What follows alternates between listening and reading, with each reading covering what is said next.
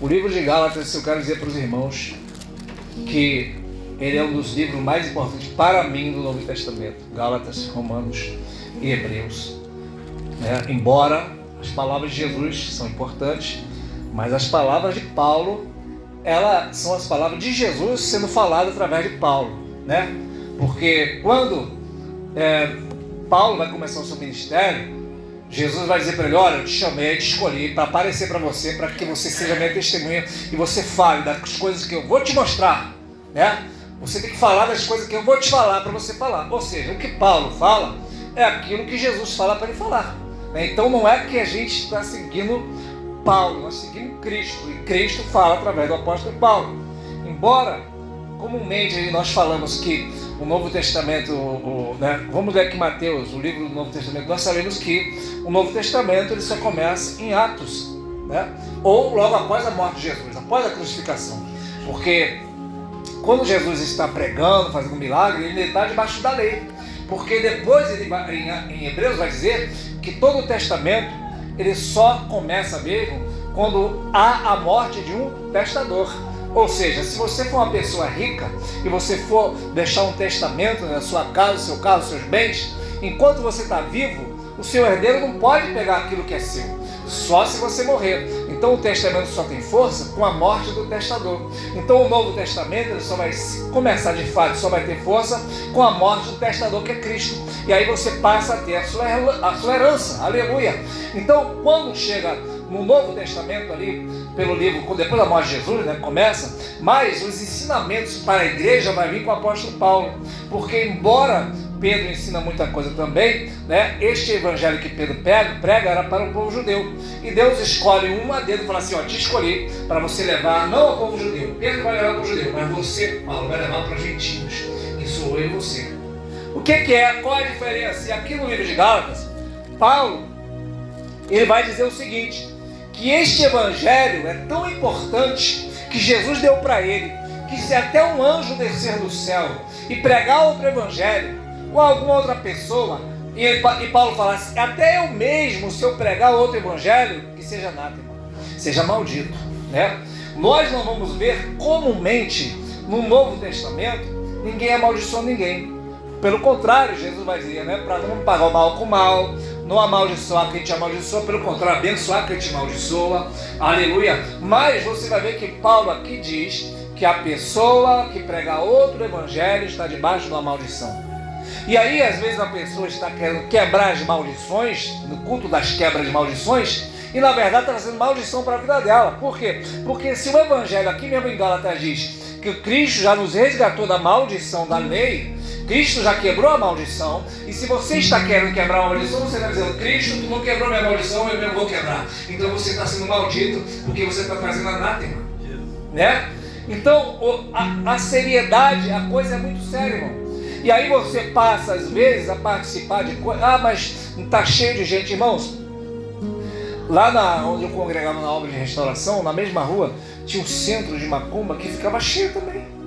Isso não quer dizer absolutamente nada, né? Eu sei que Jesus quer ganhar almas, eu sei que nós também queremos. Eu creio que Jesus vai encher este lugar e vai encher por onde a gente for, né? Louvado seja o nome do Senhor Jesus. Mas estar cheio não significa que Deus está no negócio, né? Por quê? Porque tem muita gente enganada. Jesus vai dizer que o caminho que é estreito, poucos são o que acham, mas o caminho largo e espaçoso são muitos que vão. Porque para algumas coisas, irmãos, para algumas coisas, se eu falar para você, ó, vamos fazer uma campanha aqui, 7 semanas, deixa eu ver se tem aqui, não tem nada aqui, eu vou pegar aqui um papel. 7 semanas você vai vir aqui e vai trazer este envelope, né? E nesse envelope você vai trazer uma oferta, né? E você vai chegar aqui toda semana com aquele envelope. Isso não é fé, isso até o ímpio faz, porque ele está fazendo uma coisa que foi mandado fazer, ele não está fazendo isso pela fé. E Paulo vai dizer que a lei, ela não é da fé, ela não exige fé para cumpri-la, né? A graça exige fé, porque você tem que crer numa coisa que você não fez. Você tem que confiar, botar toda a tua confiança naquilo que Jesus fez. Quem está entendendo isso? Diga aleluia, né? Não é nas tuas obras, não é na tua força. É por isso que aqui nós lemos, né, que agora você conhecendo a Deus e sendo conhecido de Deus. Quando você crê da forma correta, você passa a ser conhecido por Deus. Deus te conhece. É isso que a Bíblia está dizendo, né? Naquele grande dia, Jesus vai dizer para muitos assim: eu nunca vos conheci. Então, quem é que Deus não conhece? Quem não crê da forma correta naquilo que Ele fez. Aleluia! Então isso é tão sério, irmão, que Paulo vai dizer isso. Olha, o evangelho que eu preguei para vocês, eu não aprendi de outro homem, não fui atrás dos apóstolos que eram antes de mim, mas eu aprendi pela revelação de Deus. Deus revelou este evangelho para Paulo, aleluia. Só que você não vai ver comumente por aí as pessoas pregando em Gálatas, você não vai ver as pessoas pregando em Romanos, você não vai ver pregando por aí nesses textos da Bíblia. Por quê? Porque Paulo vai dizer que recebeu por revelação. Em Efésios, Paulo vai falar: eu oro para que Deus ilumine os olhos do vosso entendimento, né? Vai dizer também que o adversário ele cegou o entendimento das pessoas para que não resplandeça a glória do evangelho. O diabo ele não tem medo de uma pessoa vir para a igreja, ele tem medo quando o evangelho é revelado, né? Porque não diz que a língua é o poder, não diz que cantar é o poder, não diz que fazer milagre é o poder, mas diz que, Paulo diz, né? Não me envergonhe do evangelho do Senhor Jesus Cristo, né? Porque Ele é o poder de Deus. O evangelho é o poder de Deus, porque o evangelho tem poder de transformar vidas, né? E o que é o evangelho? O evangelho é fazer milagre? É cura? Não, o evangelho significa boa notícia. Qual a boa notícia? Primeiro tem que te amar, né? A má notícia é que você está condenado por causa dos seus pecados. Você não vai entrar no céu, você vai queimar no fogo eterno. Qual a boa notícia? Que você não fez nada para pecar, mas também não fez nada para se salvar. Quem fez foi Cristo. Às vezes a pessoa pensa: mas eu sou uma pessoa tão boa, estou indo na igreja. A Bíblia diz que não tem ninguém bom, né? A Bíblia diz que não há um bom sequer. Não há um que busca a Deus. Se você está aqui, é porque você é muito mal, mas Jesus te buscou. Quem pode dizer aleluia nesta noite? Eu sou uma pessoa boa, né? Eu dou os dízimos de tudo, né? Eu não falo mal de ninguém, eu não sou igual a essas pessoas que estão aí na rua se drogando. Aí Jesus vai falar que um fariseu falou exatamente isso, não é isso? Naquela vez? Ele disse: eu sou um homem bom, eu dou o dízimo de tudo, eu jejuo 2 vezes por semana, não é isso? Aí Jesus vai falar que ele não foi justificado. Por quê? Porque ele estabeleceu a própria justiça nele mesmo. Ou seja, Romanos 10 diz que os judeus, não tendo conhecido a Deus, não conheceu a justiça de Deus, estabeleceu a própria justiça, não se sujeitando à justiça de Cristo, né? Porque o fim da lei é Cristo, para a justiça daquele que crê. O que Paulo está dizendo? Quando você diz que você é bom, você está dizendo que Deus é mau. Agora, quando você diz que Deus é bom, você está dizendo que você é mau. Por isso que a Bíblia diz: seja Deus verdadeiro, todo homem mentiroso. Ou seja, você é o mentiroso, aleluia, e Deus é o verdadeiro, né? Nós somos os mentirosos, Deus é o verdadeiro, aleluia. Eu não vou na igreja porque lá tem hipócrita.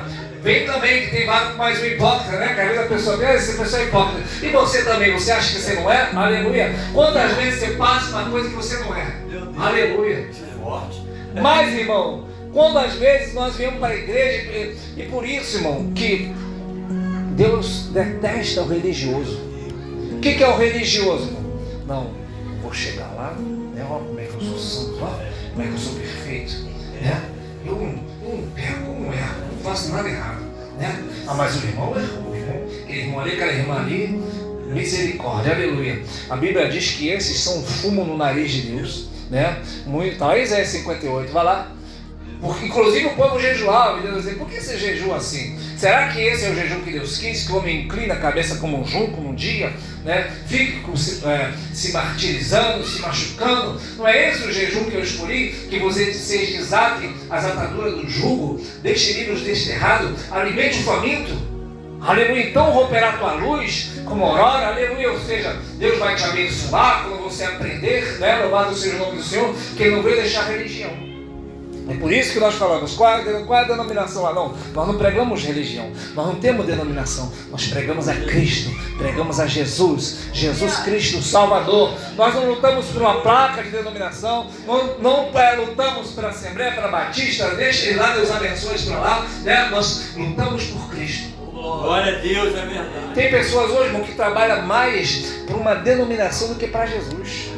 Ela vai lá e prepara todas as coisas, faz a festa, e como diz aquela menina que cantou e todo mundo ficou com raiva dela: fazemos, como é que é a campanha para nós mesmo? Fazemos festa para nós mesmos, né? Fazemos coisa para um buscar a honra do outro, um buscar o parabéns do outro, né? Aleluia, e Jesus vai dizer, como vocês podem crer no Evangelho, vocês que buscam a honra um dos outros, não buscam a honra de Deus, né? Aleluia. Então, irmãos, quando você fala esse tipo de coisa, aí você não tem mais lugar, você não tem mais espaço. Você não vai poder, se você pregar, você não vai pregar mais naquele lugar. Por quê? Porque se Jesus viesse hoje em carne e fosse um pregador de pregar de igreja em igreja, ele provavelmente ia pregar uma vez só, depois não ia querer mais. Porque é o tipo do evangelho que não prende pessoa, porque Jesus não vai te prender, Jesus vai deixar você livre. Jesus disse para os seus discípulos, vai embora vocês também, eu não estou prendendo ninguém não. Aí Pedro vai falar, não é isso? Para onde nós vamos? Se só tu tens as palavras da vida eterna. Aleluia. Então o Gálatas, irmão, ele ensina muitas coisas a respeito disso. Aí se você for para o capítulo 2, você vai ver que Pedro, porque tinha uma separação antigamente, né, no tempo da lei. Os judeus não podiam nem comer uma pessoa gentia. Você não podia, se você está almoçando ali, o judeu não podia sentar com você, não podia nem comer, não podia nem parar para ficar perto de você. Ele era um povo santo de Deus, né, segundo a lei dizia de Moisés. E aí Paulo vai chegar com o evangelho e vai falar, ó, Jesus, ele tirou essa parede, não há mais separação dos dois povos, Deus fez um povo só, nós somos um povo só em Cristo, nós estamos unidos. Pedro entendeu, e Pedro comia com os gentios, está ali em Gálatas 2, né? Estava lá entrosado conversando, e Paulo também, está todo mundo conversando, os gentios, Pedro judeu, Paulo também judeu, todo mundo conversando, confraternizando, comendo. Aí chega Tiago e chega João também, que são judeus, né? Mas estão ainda na lei, não conhecem ainda a revelação do evangelho total que Paulo está tendo. E Pedro, quando vê aquilo, sai de perto. Pedro fala assim, vamos sair de perto dos gentios, porque chegou Tiago, chegou João aí, Barnabé mesmo.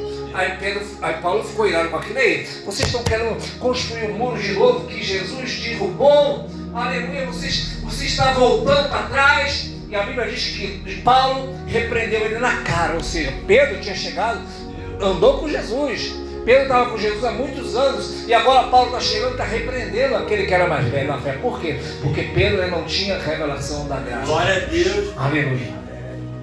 E Pedro reconhece isso quando diz na sua epístola, olha, nosso amado Paulo escreveu coisas que é difícil de entender e tal, né? Ou seja, ele reconhece o ministério de Paulo, né?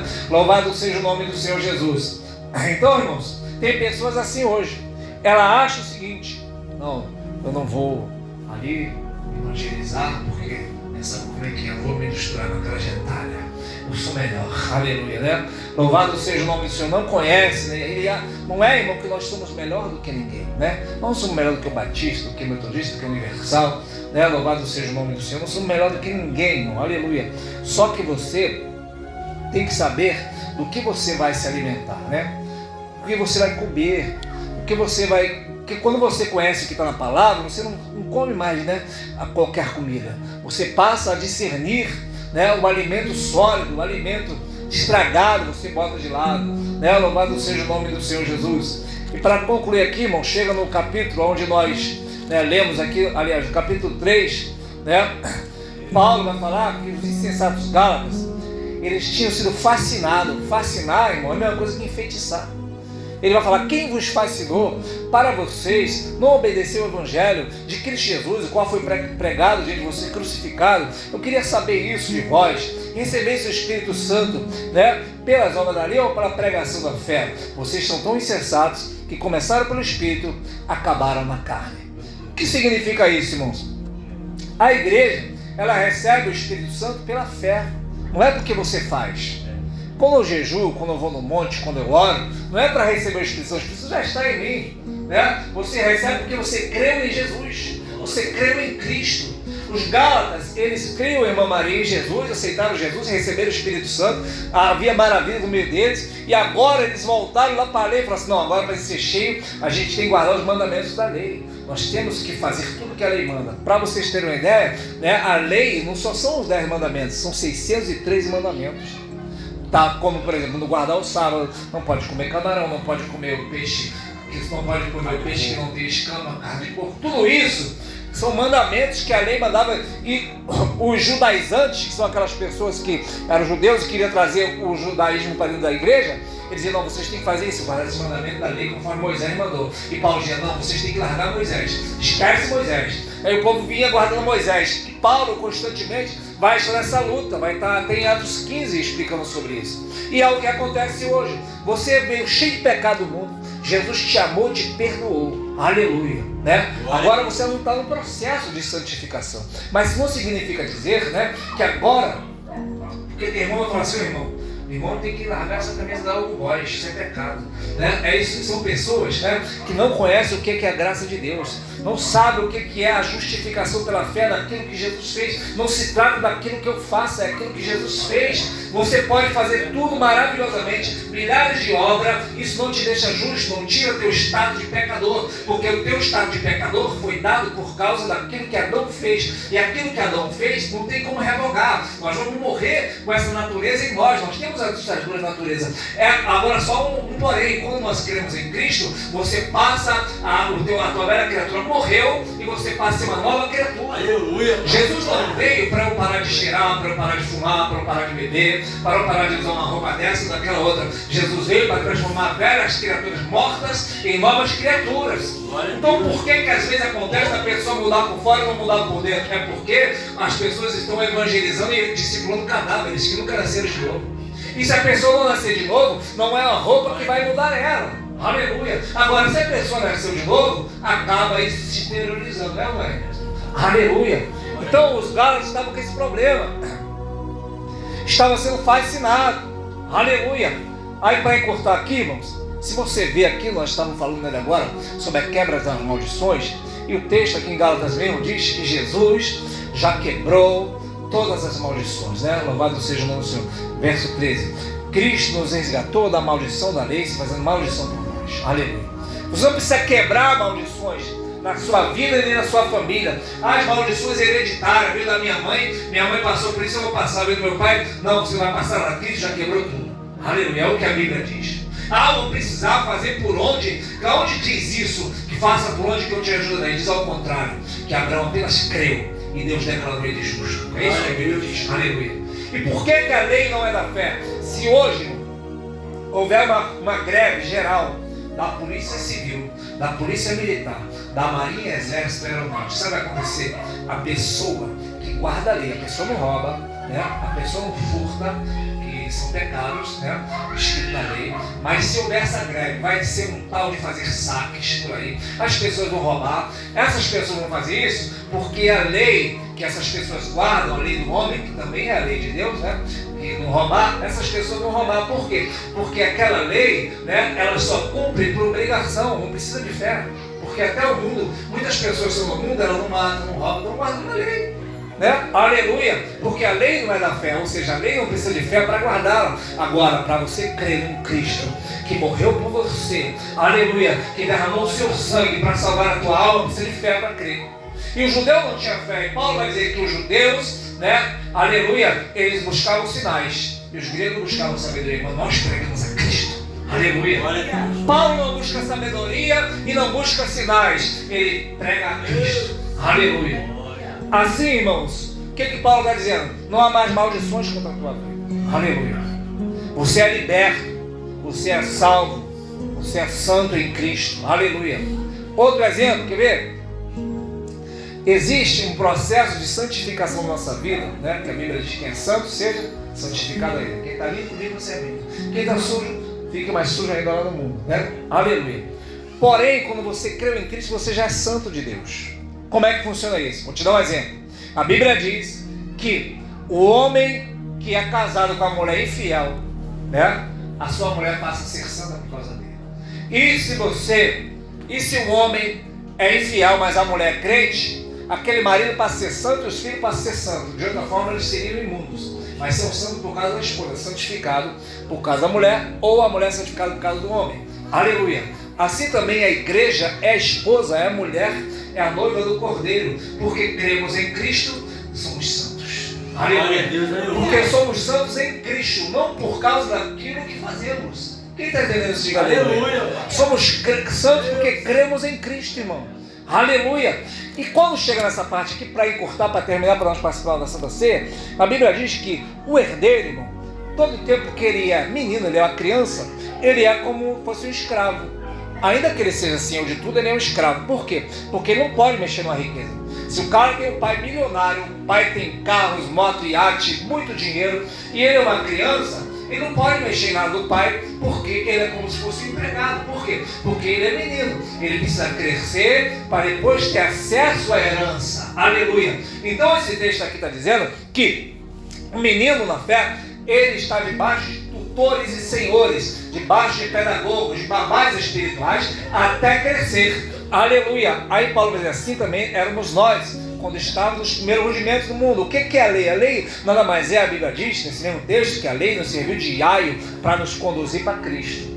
E aí você diz, aquela pessoa está na igreja assim, fulano está assim, está nessa sala. Muito bem, muitos são filhos de Deus, mas estão debaixo de tutores, pedagogos, né, de babás espirituais.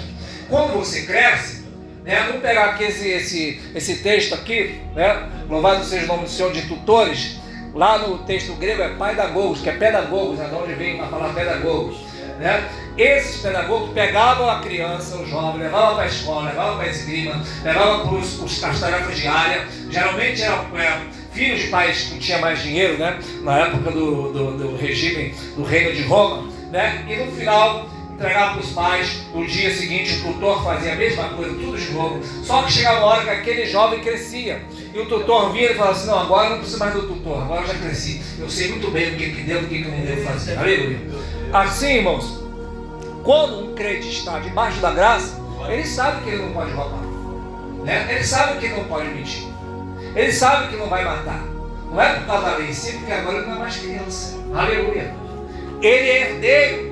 Ele é senhor de tudo junto com o seu senhor. Lembra do filho pródigo e do filho não pródigo? O não pródigo, Jesus falou, eu falei Jesus, mas é a figura de Deus, a figura de Jesus, né? O pai vai falar assim, filho, tudo que eu tenho que é meu é teu. Aleluia.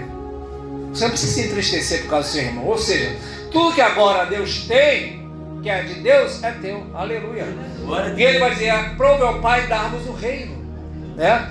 Pequeno rebanho, aprove ao Pai dar-vos o reino. Então tem muita gente hoje, irmão, que está debaixo de tutores, sabia? E tem que ficar até crescer, porque se sair do tutor sem estar preparado, né, ele precisa de muletas espirituais, é isso aí, ele vai se enfraquecer e vai achar o que aqui agora na minha vida. Você precisa às vezes de uma coleira espiritual, do tutor. Por quê? Porque se você não souber a sua identidade, você só obedece se tiver as regras. Por exemplo, o dízimo é uma regra. E tem pessoas que dão o seu dízimo. É pecado? Não. Mas o liberto, ele é liberal e dá sem precisar da regra. Agora, se você não estiver preparado para isso, você vai saber que é uma regra que você não precisa mais fazer, que você não faz mais nada. Porque tem gente que tem os dois extremos. Entende, irmão? Tem gente que tem os dois extremos. Porque no Novo Testamento não tem o mandamento de você dar o dízimo. Não tem isso. Aleluia. Porém, a igreja dava tudo que tinha. E agora? Né? Quem tinha às vezes duas herdades, ficava com uma e dava outra para a igreja. Mas tinha um porém. Eles faziam, sabe o que eles? Eu tenho dois terrenos, vou vender um, dá para a igreja. Vender um, dá para a igreja. Aí a Bíblia diz que os discípulos repartiam para a igreja, não ficavam por apóstolo. Porque hoje está arriscado você dar o terreno para o pastor e o pastor ficar para ele. A igreja dividia, irmão, para que a Bíblia diz que ninguém tinha falta de nada. Seria a mesma coisa que vão falar, eu vou tirar essa casa aqui, eu vendo a casa, né, 100 mil. Então tem que dividir aqui, ó, por 6, cada um fica com um pedaço. É isso que a Bíblia fazia, irmão. Hoje em dia o homem pega, a pessoa dá, o irmão doou o carro. Ele sempre doou. Para o homem tudo bem, mas você falou doou para a igreja, eles dividiam em partes iguais, é assim que funcionava. Aleluia. Não tinha essa lei dizendo, ei, Paulo não vai escrever, dá o dízimo. Tinha a lei, mas a lei era um tutor. Então tem gente que hoje tem que estar debaixo do tutor, porque senão ela não faz nada, ela não dá nada, ela não ajuda em nada. Aleluia, né? E tudo, irmãos, na obra, Deus não precisa do dinheiro, mas a obra precisa, né, irmão? Se você vai lá na cidade comprar 1000 folhetos, R$28, paga mais a passagem daí e da volta. Aí se você quer fazer um evangelho na Cracolândia, você quer dar uma sopa de revira, tá lá, né? Oi? Você quer limpar o terreno ali, aí você tem que pagar todo mês R$100 para o menino limpar, né? Você quer lá fazer, a gente gosta desse tipo de evangelismo, já fizemos lá. Você quer fazer uma sopa lá na Cracolândia, você vai gastar. Então isso quem tem que dar é a igreja. Jesus não vai descer aqui e falar assim, agora eu vou fazer ir lá alguém fazer sopa. Não, é nós que temos que fazer. Então a igreja, ela não cobramos o dízimo, mas você precisa deixar Deus te guiar pelo Espírito Santo, né? Para contribuir, para abençoar. Lá, estava aqui a igreja no calor. Deus foi lá, usou Dona Isabel, ó, comprou um ventilador. É isso aí que Deus quer, né? Aleluia. Deus está abençoando ali com o espaço. Se Deus preparar de pregar lá, vai ter que alugar a cadeira e comprar. Quem vai comprar isso? É a igreja, né, irmãos? Precisa comprar um microfone sem fio, é a igreja, né? Então nós temos que entender que nós não estamos debaixo desses primeiros rudimentos, que Paulo fala que são rudimentos fracos e pobres, porque tem pessoas que só faz se estiver debaixo da lei, irmãos. Ela não consegue ser sensível à voz do Espírito Santo, né? Maria Isabel já chegou aqui e falou assim: irmã dele, hoje está trabalhando, não veio. Ó, tio, vou botar um ar-condicionado ali. Falei, glória a Deus, né, irmãos? Deixa Deus vai movendo as pessoas, né? Não precisa ficar em cima, porque os pastores ficam em cima pedindo dinheiro das pessoas, irmão, isso não é bíblico. E as pessoas ficam lá, né, desculpa a expressão, merecendo aquilo, porque tanto o falso profeta como aqueles que estão lá se merecem, porque eles estão lá atrás de falsos milagres. Eles, exatamente, né, irmão? Então, para concluir, Cristo, irmão, já nos resgatou de todo o jugo do homem. No capítulo 5 vai falar que estáis firmes na liberdade em que Cristo vos libertou, e não tornei-vos a se meter debaixo do jugo do homem, né? Porque se você se deixar circuncidar, Cristo de nada aproveitará você. Se você guarda o mandamento só achando que é melhor por causa disso, Cristo não serve para nada, né, irmão? Ou seja, quem te torna justo é Cristo. Quem te torna salvo é Cristo. O que te comprou é Cristo. O sangue é de Cristo. Aleluia. E nada meu. O Senhor não precisa da minha nem da tua ajuda. Aleluia. Eu não tenho poder de condenar ninguém, nem você também. Aleluia. Pode o mundo todo acusar um escolhido. Não vai ser acusado, não vai ter condenação. Agora, pode o ímpio querer se tornar justo e nunca será. Né? Porque o ovelho, uma vez, tinha uma pessoa fraca na fé, alguém falou para mim, não lembro quem foi, mas essa pessoa está sempre errada. Eu falei assim, irmãos, uma ovelha, mesmo que ela está suja de lama, ela continua uma ovelha, né, irmãos? Agora, um porco, mesmo dando banho, ele não muda a natureza, ele vai continuar um porco. Então você é uma ovelha. Então você, nós precisamos ser tratados por Deus. E quem trata é Deus. Quem trata é o Espírito Santo. Quem vai nos salvar é Cristo. Quem vai nos levar para a glória é Cristo. Quem pagou o preço é Cristo. Né, irmãos? Louvado, nada contra os irmãos que fazem teologia, glória a Deus, aleluia. Mas nenhum dos apóstolos, Pedro, Tiago, João, ninguém fez. Jesus disse: o mesmo Espírito da verdade vos guiará em toda a verdade. Glória a Deus. Quem capacitou Pedro, irmãos, aleluia, como ser analfabeto para pregar, aleluia, foi o Espírito Santo. Paulo sabia muita coisa, mas falou: não, que eu sei, eu jogo no lixo, serve para nada, este tempo. Vou aprender tudo novo, aleluia. É assim que Deus faz, irmão, né? Pega também lá Moisés, sabia falar, pega um monte dele, irmão, que não era nada, para que a glória seja de Deus. Porque se o homem faz, o homem rouba a glória. O homem pensa, eu faço, ó, como é que eu sou, porque eu sou preparado. Ninguém é preparado, irmão, quem faz tudo é Deus. Aleluia. Então deixa Ele fazer na tua vida nesta noite. Aleluia. Deixa Ele fazer na tua vida, aleluia. Ele quer te capacitar e você está liderando, né, para as mulheres, para os varões, para os jovens, aleluia. Mas quem faz tudo é Ele. Ah, mas eu sou uma pessoa que eu não tenho tanta sabedoria, aleluia. Irmãos, nenhum de nós temos sabedoria. A sabedoria é Deus que dá, né? A Bíblia diz que também não tem sabedoria, peça a Deus e Deus dará. Deus não te chamou porque você é. Ele chamou justamente porque você não é, para que você seja. Quem pode dizer aleluia? Aleluia. Assim nesta noite, irmão, aleluia. Larguemos, irmãos, muletas espirituais, o jugo humano, para estar debaixo do jugo suave do Senhor Jesus. Amém? O jugo do Senhor Jesus é suave, o seu fardo é leve. Aleluia, né? Nós não viemos aqui pensando, vamos lá, fazer e acontecer, Deus vai jogar fogo do céu, vai ser uma glória. Se Ele fizer isso, glória a Deus. Mas também se Ele não faz, nós continuamos crendo que Ele está conosco, aleluia, né? O morto não ressuscitou hoje aqui, o paralítico não andou, mas cremos que Ele está conosco, aleluia, né? Aleluia. Você pode estar sem R$1 no bolso, aleluia, mas Ele está conosco, aleluia. Eu estou à prova hoje, aleluia, mas a maior bênção eu já tenho, que é Cristo na minha vida, aleluia. Se eu morrer hoje, eu vou para a glória, né? Se Ele voltar hoje, eu vou para a glória. Então eu já sou abençoado. Temos que parar com essa ideia, vamos na igreja receber a bênção. irmão. A bênção já está dentro de você. Você já está cheio da bênção que é Cristo. Você já é abençoado, porque você já tem Jesus, né? Eu vou lá buscar para sair cheio. Não, você já sai de casa cheio. Você já é cheio. Aleluia. A Bíblia não diz que Deus dá o seu espírito por medida. O Senhor não dá espírito por medida. Você já está cheio. Aleluia. Você já tem Ele dentro de você. Aleluia. Você não vai na igreja, você já é a igreja. Aleluia. Porque se você vai na igreja receber, significa que Jesus então está nessas paredes, aleluia. Mas Jesus está dentro de você. A tal da pandemia veio mostrar isso. As igrejas ficam fechadas. E aí? Acabou a igreja? Não, a igreja está aí, porque a igreja são as pessoas. A igreja não era as paredes. Os templos ficaram vazios. Mas a igreja estava, são as pessoas estavam nas suas casas adorando, orando, consagrando. Porque a igreja do Senhor nunca vai parar. Aleluia. A igreja do Senhor nunca vai parar. Louvado seja o nome do Senhor. Vamos fazer.